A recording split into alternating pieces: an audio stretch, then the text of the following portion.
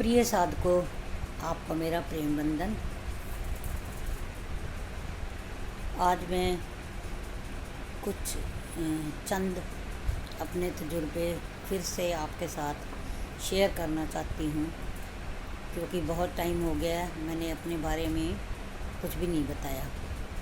बस भजन और दूसरे वीडियोस निकालती रही हूँ। आज मैंने सोचा कि अपना और एक तजुर्बा आपके साथ शेयर करूँ।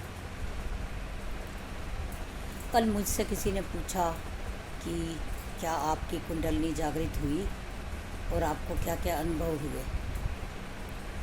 तो मैंने उनको जवाब दिया कि हाँ जी, मेरी कुंडलिनी तो 1993-4 में जागृत हो गई थी।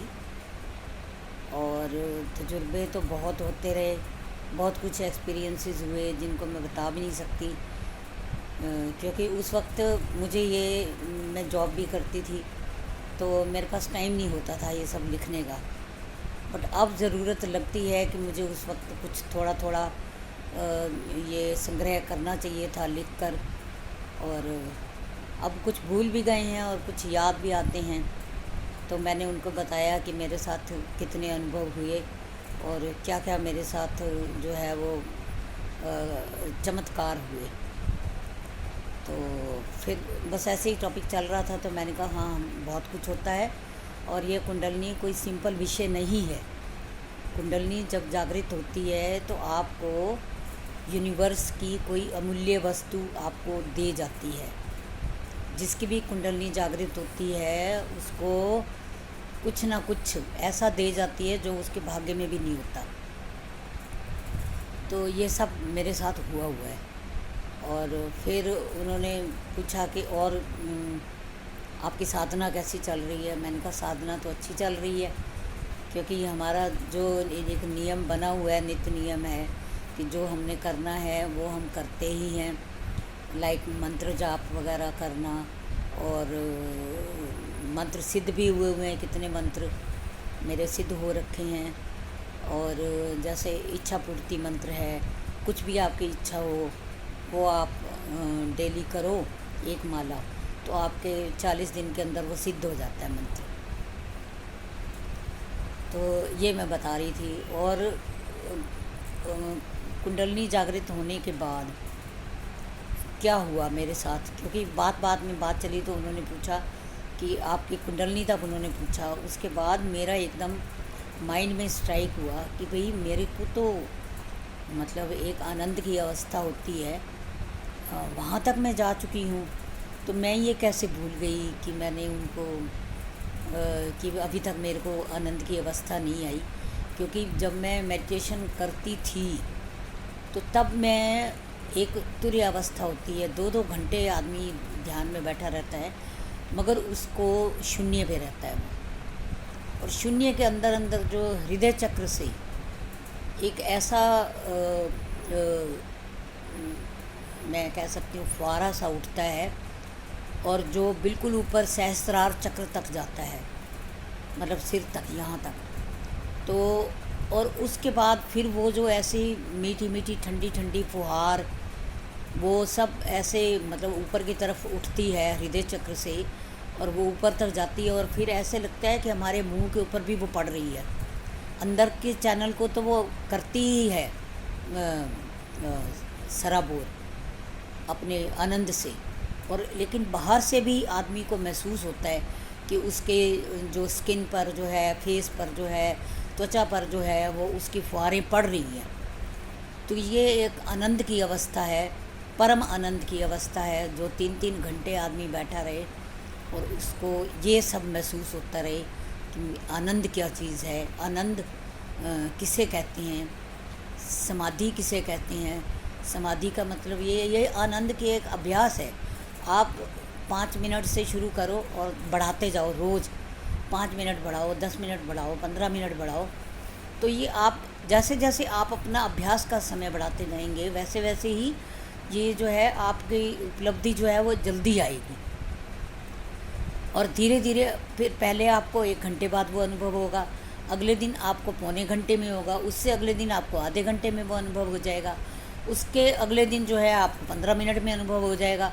और एक अवस्था ये होती है कि जैसे पहले ऋषि मुनि ध्यान करते थे और तीसरा नेत्र पे उनकी मतलब जब खुलता था तो ध्यान लगाते ही उनका तीसरा नेत्र खुल जाता था, और वो सब जगह का भेद जो है उनको पता लग जाता था। जो कोई भी उनसे कुछ पूछने आया है तो वो बता सकते थे कि भाई आपके साथ अब ये घटने वाला है, या आपके लिए ये अच्छा नहीं है, आप ये ना करें, आप वो ना करें।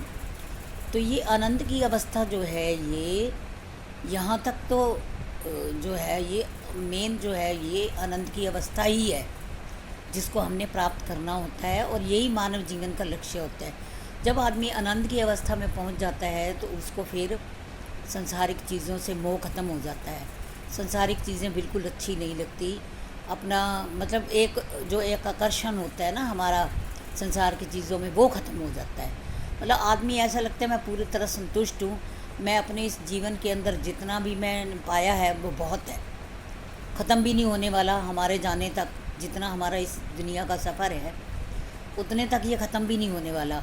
तो इसलिए अब वो सब चीज़ों का आकर्षण ख़त्म हो जाता है, तो आदमी अपने आनंद में सराबोर हो जाता है, और जितना मिलता है थोड़े खाने में भी संतुष्ट हो जाता है। थोड़े वस्त्र, थोड़ा सामान, थोड़ा ही सामान रखना चाहिए इतनी उम्र में, क्योंकि लालच की तो कोई सीमा है नहीं। लेकिन जब आदमी अंदर से संतुष्ट हो जाता है तो उसको फिर इन सब चीज़ों से कोई मतलब नहीं होता। उसका मतलब खाली भरण पोषण, बस ज़िंदा रहने के लिए खाना है, और वस्त्र जो हैं वो उतने ही चाहिए जितनी ज़रूरत है, फालतू इकट्ठे करके क्या करने हैं।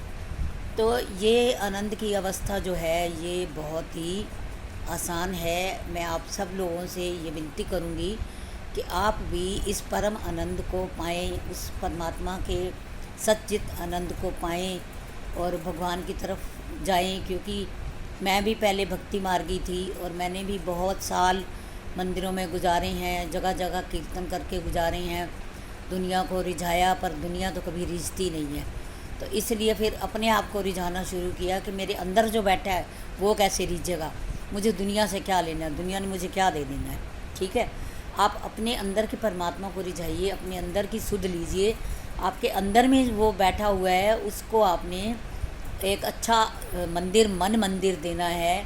उस मंदिर की सफाई करो, अंदर के विकारों को निकालो, अंदर के विषयों, अपनी मति को विषयों से हटाइए, अपनी इंद्रियों को जो है वो बाहर से मोड़कर अंदर की तरफ ले जाइए और उस परमात्मा की झलक देखिए। आप अपना ध्यान अंदर ले जाइए, अपने हृदय चक्र में ले जाइए, और वहाँ देखिए उस परमात्मा का कितना सुंदर मंदिर है। क्योंकि जो मेरे अंदर है वही ब्रह्मांड में है, जो ब्रह्मांड में है वो मेरे अंदर है, तो मैं फिर अंदर क्यों ना देखूं। बाहर तो मैंने ज़िंदगी के 60 वर्ष बिता दिए बाहर देख देख कर, इसलिए कोई नटशेल रिज़ल्ट नहीं निकला। इसलिए अब थोड़ा सा जो समय बचा है वो अपने अंदर जाइए और अंदर के परमात्मा को देखिए, अंदर की उस निधि को देखिए।